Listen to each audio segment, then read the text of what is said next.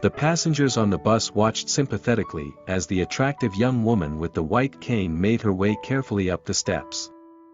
She paid the driver and, using her hands to feel the location of the seats, walked down the aisle and found the seat he'd told her was empty. Then she settled in, placed her briefcase on her lap and rested her cane against her leg. It has been a year since Susan became blind. Due to a medical misdiagnosis, she had been rendered sightless, and she was suddenly thrown into a world of darkness, anger, frustration and self-pity. How could this have happened to me? She would plead, her heart knotted with anger. But no matter how much she cried or ranted or prayed, she knew the painful truth: her sight was never going to return. A cloud of depression hung over Susan's once optimistic spirit. All she had to cling to was her husband Mark. Mark was an Air Force officer and he loved Susan with all his heart. When she first lost her sight, he watched her sink into despair and was determined to help his wife gain the strength she needed to become independent again. Finally, Susan felt ready to return to her job, but how would she get there? She used to take bus, but was now too frightened to get around the city by herself. Mark volunteered to drive her to work each day, even though they worked at opposite ends of the city. At first, this comforted Susan and fulfilled Mark's need to protect his sightless wife, who was so insecure about performing the slightest task. Soon, however, Mark realized that this arrangement wasn't working. It was hectic and costly. Susan is going to have to start taking the bus again, he admitted to himself. But just the thought of mentioning it to her made him cringe. She was still so fragile, so angry. How would she react? Just as Mark predicted, Susan was horrified at the idea of taking the bus again. I'm blind. She responded bitterly. How am I supposed to know where I'm going? I feel like you're abandoning me. Mark's heart broke, but he knew what had to be done. He promised Susan that each day he would ride the bus with her until she got hang on it. And that is exactly what happened. For 2 solid weeks, Mark, military uniform and all, accomplished Susan to and from work each day. He taught her how to rely on her other senses to determine where she was and how to adapt to her new environment. He helped her befriend drivers who could watch out for her and save her a seat. Each morning, they made the journey together, and Mark would take a cab back to his office. Although this routine was even more costly and exhausting than the previous one, Mark knew it was only a matter of time before Susan would be able to ride the bus on her own. Finally, Susan decided that she was ready to try the trip on her own. Monday morning arrived, and before she left, she threw her arms around Mark, her temporary bus riding companion, her husband, and her best friend. Her eyes filled with tears of gratitude for his loyalty, his patience, his love. She said goodbye, and for the first time, they went their separate ways. Monday, Tuesday, Wednesday, Thursday. Each day on her own went perfectly, and Susan had never felt better. On Friday morning, Susan took the bus to work as usual. As she was paying for her fare to exit the bus, the driver said, "Boy, I sure envy you." Susan wasn't sure if the driver was speaking to her or not. After all, who on earth would ever envy a blind woman who had struggled just to find the courage to live for the past year? Why do you envy me? The driver responded. It must feel so good to be taken care of and protected like you are. Susan had no idea what the driver was talking about. What do you mean? The driver said. You know, every morning for the past week, a fine-looking gentleman in a military uniform has been standing across the corner watching you when you get off the bus. He makes sure you cross the street safely and he watched you until you enter your office building.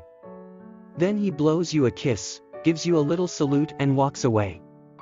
You are one lucky lady. Tears of happiness poured down on Susan's cheeks. For although she couldn't see him, she had always felt Mark's presence. She was blessed, so blessed, for he had given her a gift more powerful than sight, a gift she didn't need to see to believe, the gift of love that can bring light where there had been darkness. It was raining that day, but the air was warm. I love to get wet in the rain, but did not get wet on that day for some reason unknown to even myself. However, I remembered seeing him on that day. It was a memory I will never forget. We did not know each other in a dramatic way like those seen in movies or romance novels, but the way we met was special and unique in its own way. I was staring at how the droplets of water magically disappear upon hitting the floor and leaving the floor wet when I saw him. He was walking slowly to his third period class as I watched him. His hair was completely wet and jet black. It gave me the urge to pass my fingers through his curly hair. He was tall at 5 feet 11 and had broad shoulders that made him look very athletic. I had never been interested in guys that looked like him, but something changed when I saw his face. He had a complexion that would attract you to him, an oval face, with a thin Roman nose and full cherry red lips. His eyebrows were thickly arched and dark, which contrasted with his pale skin. He had perfect almond-shaped eyes that were jade green and had specks of ocean blue. They made my heart beat faster and caused my blood to rush through the veins and explode in the cheeks. He looked my way and turned away as though seeing nothing important or significant. Ashley? My friend Diane called me. Are you listening? She asked. She had caught me off guard. I said, turning to look at her and forgetting about him. Thanks, Ashley.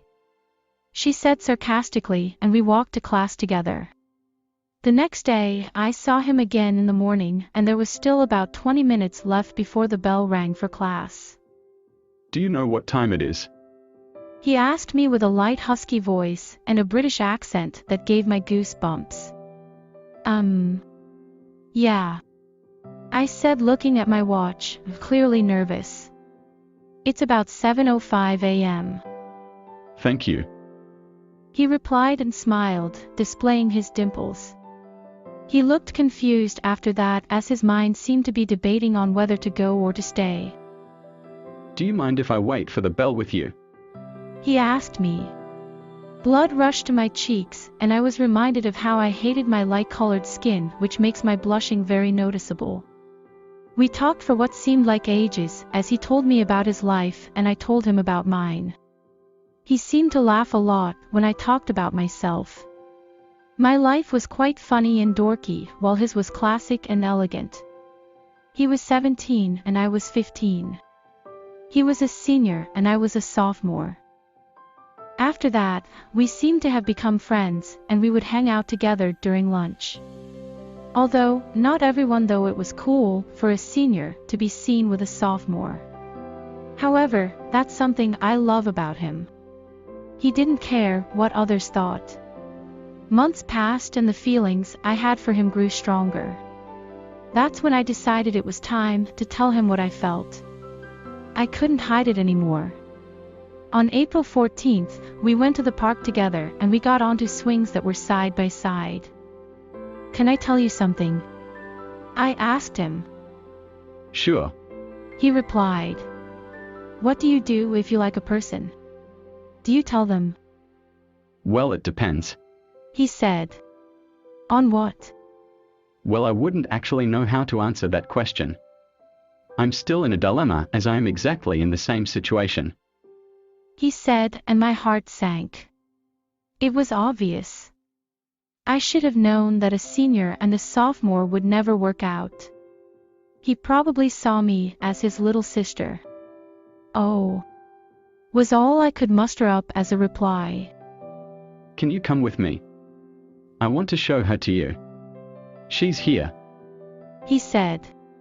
He held my hand as he got off the swing. It had become a normal for him to hold my hand, but he would only hold it as a friend.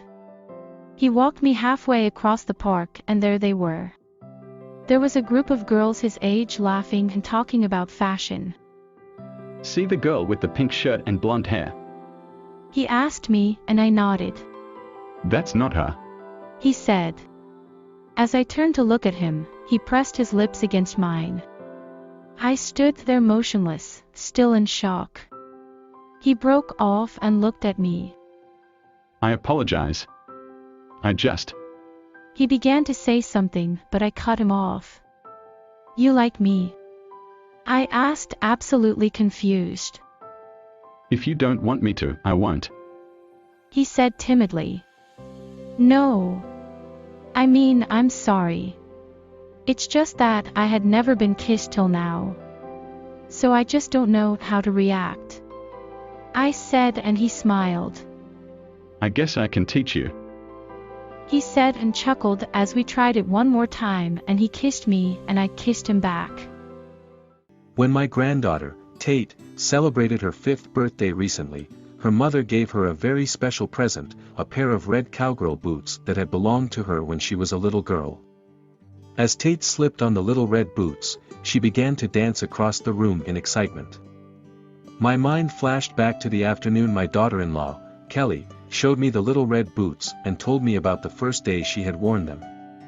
You see, not only did Kelly experience the thrill of wearing her first pair of real cowgirl boots back then, but she also experienced the thrill of meeting her first love. He was her first, older man, she was 5 and he was 7. He lived in the city, and his father had brought him to Kelly's grandfather's farm one Saturday afternoon to ride the horses. Kelly sat on the top fence rail, watching her grandfather saddle her pony. She was proud of her shiny new red boots and was trying really hard not to get them dirty. Just then, the city boy came over to say hello. He smiled at Kelly and admired her red cowgirl boots. It must have been love at first sight, because Kelly found herself offering to let him ride her pony. She had never let anyone ride her pony before. Kelly's grandfather sold the horse farm later that year, and she never saw the little boy again. But for some reason, she never forgot that magical moment when she was 5 and she thought of the cute city boy every time she put on her red cowgirl boots. When Kelly outgrew the boots, her mother decided to pack them away instead of throwing them out. After all, Kelly had loved the little red boots so much. Many years passed. Kelly grew up into a beautiful young woman and met my son, Marty. They married and had their daughter, Tate. One day, while Kelly was rummaging through some old boxes in preparation for a garage sale, she found the little red boots. Fond memories flooded into her heart. I used to love these boots. She recalled with a smile. I think I'll give them to Tate for her birthday. Tate's laughter brought me back to the present, and I watched as my son scooped his giggling daughter up in his arms and danced around the room, with her red birthday boots on her feet. I sure like your new cowgirl boots, baby. He told her. In fact, for some reason, they remind me of the day I rode my very first pony. I wasn't much older than you. Is this a true story, Daddy? Or a make-believe one? Does it have a happy ending? I like stories with happy endings, Tate said. She loved to hear her daddy tell stories about his childhood and begged him to tell her about his first pony ride. Marty laughed at Tate's never-ending questions and sat down in the big recliner as Tate climbed onto his lap. Once upon a time, when I was 7 years old, I lived in the big city of St. Louis, Missouri. And do you know what I wanted more than anything in the world? A horse. I told my dad that when I grew up I wanted to be a real cowboy. That summer my dad took me to a farm not very far from here and let me ride a real pony. I remember that there was a little girl on that farm, sitting on a fence, and she was wearing new red cowgirl boots just like yours. Kelly sat listening to Marty telling their daughter about his first pony ride. When he got to the part about the red boots, her eyes grew wide in amazement, and her heart filled with wonder. Marty had been the cute city boy she'd met back when she was only 5 years old. Marty, she said, her voice trembling. I was that little girl. That was my grandfather's farm. And those are the same red boots. Tate sat happily in her daddy's lap, unaware that in that magical moment, her parents realized that they had met as children and that even back then they had felt the special connection between their hearts. From the very beginning, the girl's family objected strongly on her dating this guy. saying that it has got to do with family background and that the girl will have to suffer for the rest of her life if she were to be with him. Due to family's pressure, the couple quarrel very often. Though the girl loved the guy deeply, but she always asked him, How deep is your love for me? As the guy is not good with his words, this often caused the girl to be very upset. With that and the family's pressure, the girl often vent her anger on him. As for him, he only endured it in silence. After a couple of years, the guy finally graduated and decided to further his studies in overseas. Before leaving, he proposed to the girl. I'm not very good with words. But all I know is that I love you. If you allow me, I will take care of you for the rest of my life. As for your family, I'll try my best to talk them around. Will you marry me? The girl agreed, and with the guy's determination, the family finally gave in and agreed to let them get married. So before he leave, they got engaged. The girl went out to the working society, whereas the guy was overseas, continuing his studies. They sent their love through emails and phone calls. Though it's hard, but both never thought of giving up. One day, while the girl was on her way to work, she was knocked down by a car that lost control. When she woke up, she saw her parents beside her bed. She realized that she was badly injured. Seeing her mom crying, she wanted to comfort her. But she realized that all could come out of her mouth was just a sigh. She has lost her voice. The doctor says that the impact on her brain has caused her to lose her voice. Listening to her parents' comfort, but with nothing coming out from her, she broke down. During the stay in hospital, besides silence cry, it's still just silence cry that accompanied her. Upon reaching home, everything seems to be the same. Except for the ringing tone of the phone, which pierced into her heart every time it rang. She does not wish to wait any longer. With that, she sent the ring back to him. In return, the guy sent millions and millions of reply, and countless of phone calls. All the girl could do, besides crying, is still crying. The parents decided to move away, hoping that she could eventually forget everything and be happy. With a new environment, the girl learned sign language and started a new life, telling herself every day that she must forget the guy. One day, her friends came and told her that he's back. She asked her friends not to tell him about what happened to her. Since then, there wasn't any more news of him. A year has passed and her friend came with an envelope, containing an invitation card for the guy's wedding. The girl was shattered. When she opened the letter, she saw her name in it instead. When she was about to ask her friend what's going on, she saw the guy standing in front of her. He used sign language telling her, I've spent a year's time to learn a sign language. Just to let you know that I've never forgotten our promise. Let me have the chance to be your voice. I love you. With that, he slipped the ring back into her finger.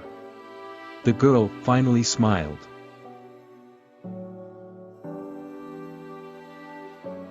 Thank you so much for watching our video. Don't forget to like, share, comment, subscribe to our channel and hit the bell notification so you are updated for latest videos.